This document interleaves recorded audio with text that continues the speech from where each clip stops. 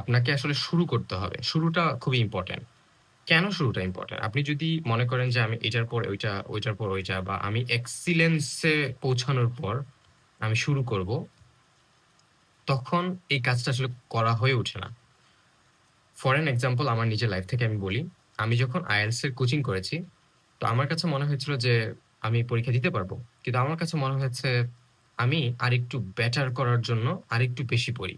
তো এই বেশি পড়াটা দেখা গেল যে আসলে ১ বছর ২ বছর হয়ে গেল। কারণ কি ওই ১ বছর ২ বছরে আমি আরো কিছু বিষয় নিয়ে ব্যস্ত হয়ে পড়েছি। তো যেই কারণে আগের যে বিষয়টা ছিল, সে বিষয়ে আসলে কনসেনট্রেশন ওইভাবে করা হয়নি। তো যেটা এখান থেকে যেটা লেসন সেটা হচ্ছে আপনাকে কোনো একটা কাজ হচ্ছে শুরু করতে হবে। এটা এটাতে আমি অনেক এক্সিলেন্স হয়ে তারপর করব বিষয়টা এমন না।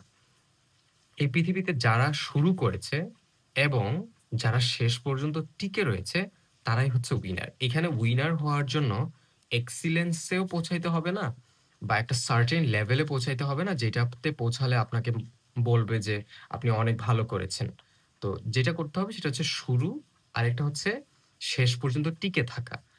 কেননা এরকম অনেক সময় দেখা যায় যে আপনার সাথে ১০০ জন একটা রেস স্টার্ট করেছে, কিন্তু এর আগে ছিল প্রায় ১,০০০ জন। তো ১,০০০ জনের মধ্যে ৯০০ জনই চিন্তা করেছে আমরা আরো ভালো করে স্টার্ট করব। তাদের আসলে শুরু করাই হয়ে ওঠে না। তো ১০০ জনের মধ্যে যেহেতু আপনি এসেছেন, ইউ আর ওয়েলকাম। আপনি স্টার্ট করতে পেরেছেন। আচ্ছা। এরপর যেটা ম্যান্ডেটরি সেটা হচ্ছে আপনাকে সাকসেসফুলি এন্ড করা।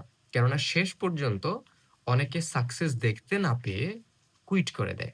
কেননা সাকসেসের ব্যাপারটাই হচ্ছে এরকম যে আসলে শুরুর দিকে ওইভাবে ফলাফল বা রিওয়ার্ডস দেখতে পাওয়া যায় না।